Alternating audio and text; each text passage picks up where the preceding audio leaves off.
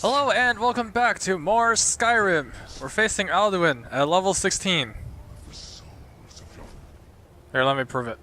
Movable static. What? No MFG console? No, we do have it. Yeah, level 16. So I've actually looked up Alduin, and apparently he scales from level 10 to 100 according to player level times 1.2. I don't know how you're supposed to get him at level 10 because that'll require you to be at this point at level 9. But we're gonna try this, and if we can't beat him, then we're just not gonna upload. So I guess the existence of this video will mean that we succeeded. Now, it also occurred to me that Dragon Rend will be sharing the same cooldown as Elemental Fury, and being shout-based our build is, it's going to be rather difficult. So we'll see how we'll do against him. I did restock potions, so there's that. Try and get him with that. Nope, he turned. Now the good thing is we do have more shout reduction than the standard build, because standard build has nothing and we have 20%, I think. Did that time out? I better not have. Ah, son of a bitch, it did. Somehow the cutscene disabled our shout recovery, so that's shit. Dodge that again. Either that or I'm just terrible at aiming this. So we don't have the blessing of Talos with us when we fight him, unfortunately.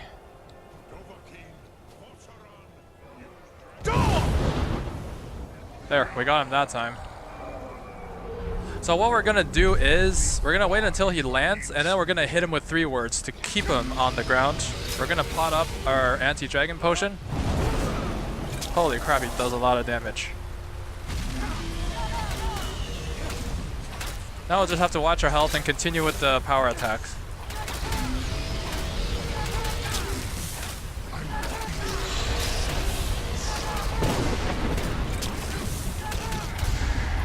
Holy crap, this guy's health.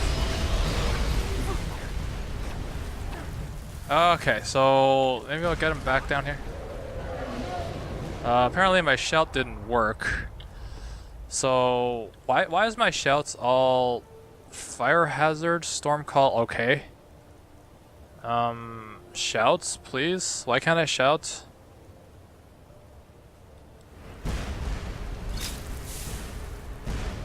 Please, shout. Come on. Dragon Rend is equipped. First one out, clear skies. Oh, where is he? I think that one's him. The horns probably mean it's him.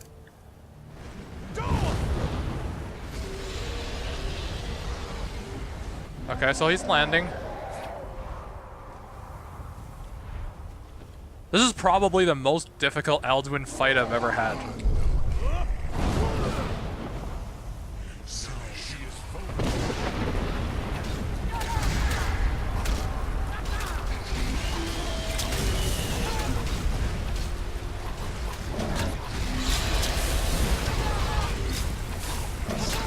Okay, he's about down to half now. Now I can get this up. Okay, now he's dead.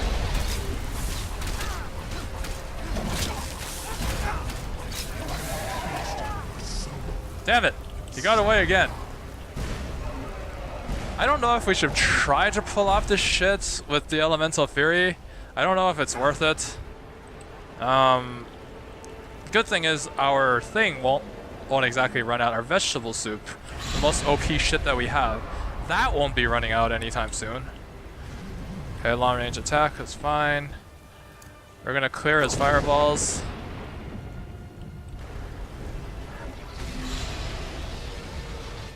Then we're gonna get Dragon Rend back in this shit. That one looks like Parthenax. Where's Alduin? That one still looks like Parthenax.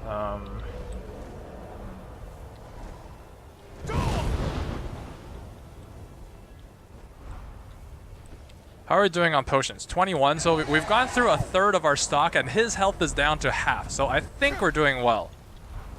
Unfortunately, he's being kind of a dumbass with the Dragon Rend there. There we go, we got him again.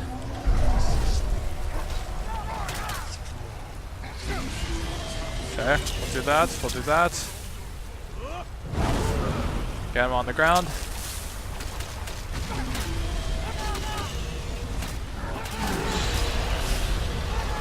For anyone that doesn't know, the vegetable soup gives you infinite power attacks, by the way.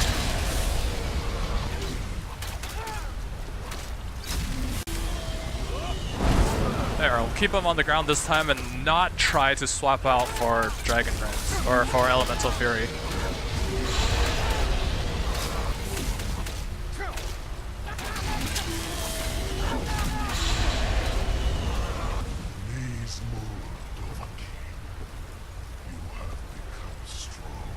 Holy crap, that was a 5-minute Alduin battle. Probably the slowest I've ever fought him. But still faster than anything on Monster. No, I lied. Cut Goose can be killed in a couple of seconds. Okay, so we're done with Alduin. Yay! We managed to beat him at level 16. What are we gonna do next? Iron Gear or Esbern? We're not gonna continue with that just yet.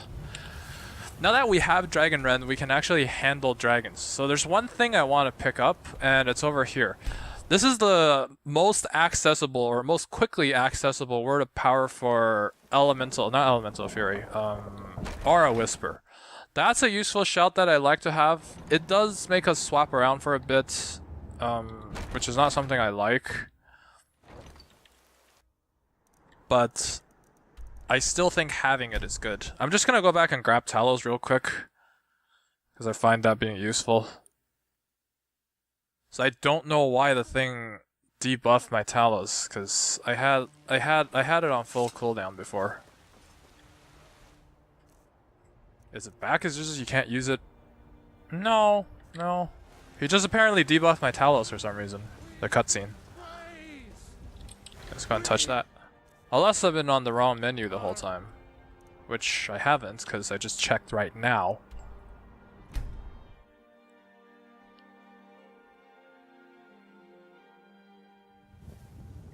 Okay, let's see our carry weights. Carry at 157, that's good. So what I'm going to do in this video is, after showing Alduin, I'll show this battle. This is also a standard dragon battle. You can see we capped our level down to 16, so he should be a standard and not a blood dragon. After that, we're going to go to the dwarven storeroom, because there's a thing there. Okay, get rid of that. Got rid of that. Normal dragon, probably not worth the vegetable soup. We'll save vegetable soups for Alduin. I got rid of him. Skyrim. There we go. We'll hit him with 3 words right off the bat. So I don't have anything else to open with.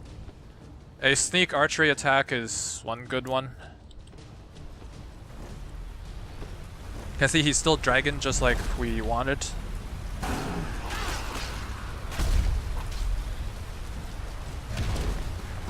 Great. We messed up our shot.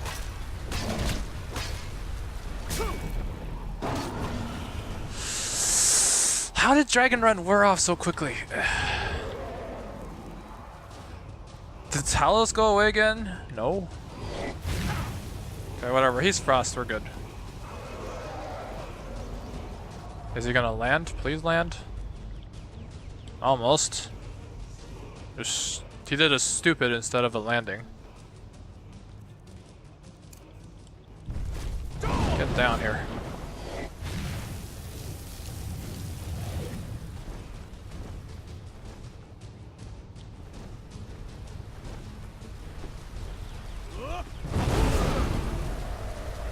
Okay, that should keep him down here for a while. It's just if you're interrupted doing a shout, then sometimes the shout don't come out, and it's really annoying. I don't exactly know how to get around that.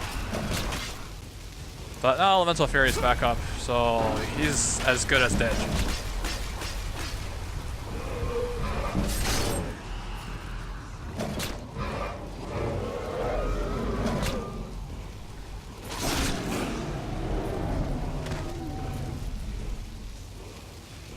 I actually didn't expect, oh, number one, I didn't expect, or I forgot about juggling between Dragon Rend and Elemental Fury. And number two, I didn't expect it to be this difficult. because I didn't exactly remember. I forgot about how buggy like shouting is, and sometimes it gets stuck on like you just can't shout. I'll take the gold.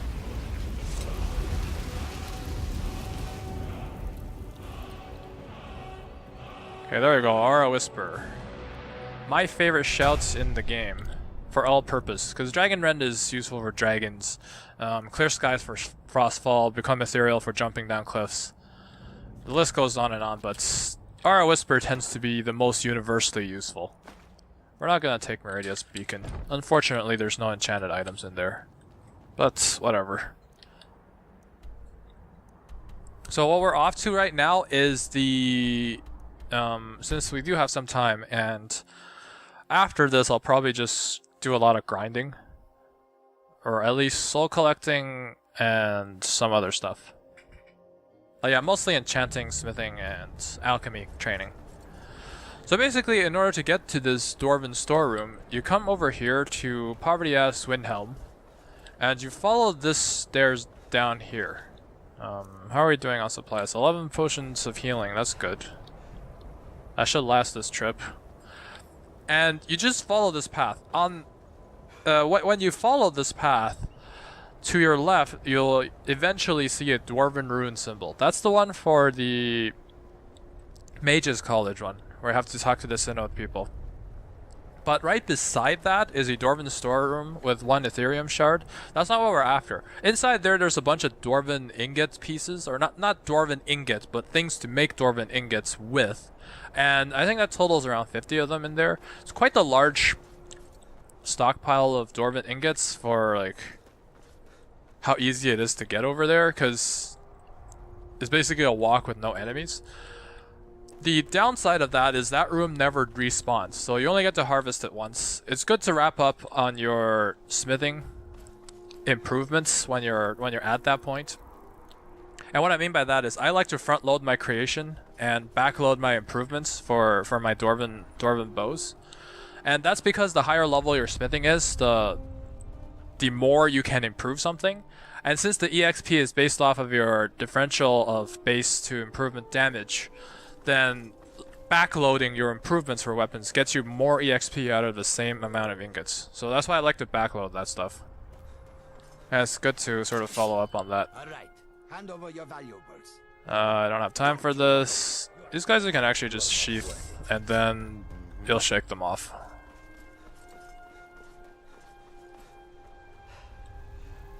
That's actually something I discovered recently. Let's see, dog. Gone.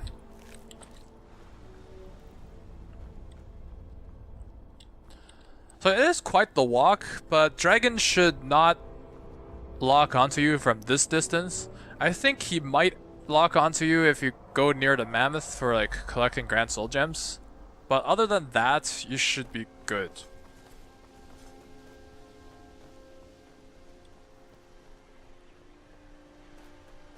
If you're playing without the map compass, then you can continue following this path until you see some stairs up there.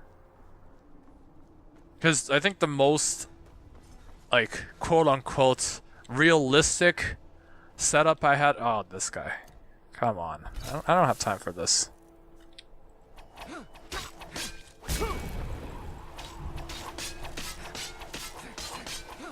SS in, SS out.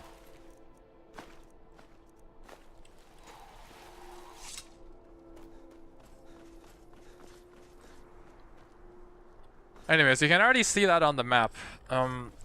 The first place to turn would be where you see some stairs. Or not quite stairs, but you know what I mean. Like these Dwemer arches and dogs.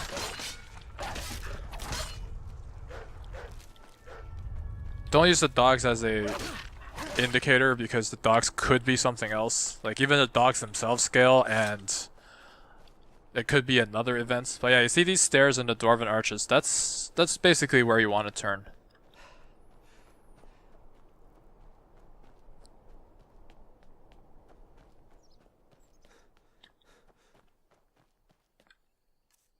So do we have enough lockpicks for this? We have 12, we're good.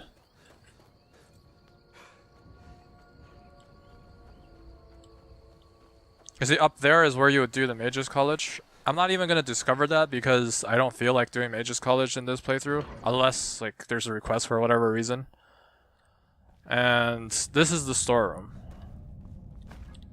So we're just going to go ahead and loot everything in the storeroom.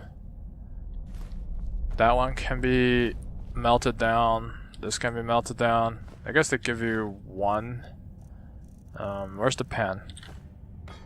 We don't want pots and pans. They actually give you 3 lockpicks. That's good.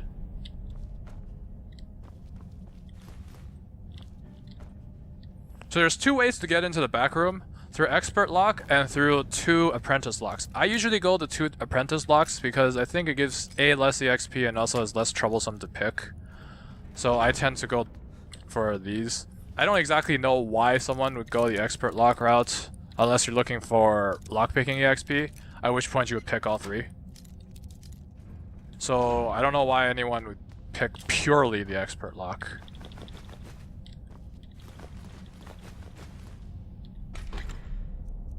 That one can be disenchanted. I guess I'll just pick up all the jewelry, because, you know, jewelry doesn't weigh jack shit.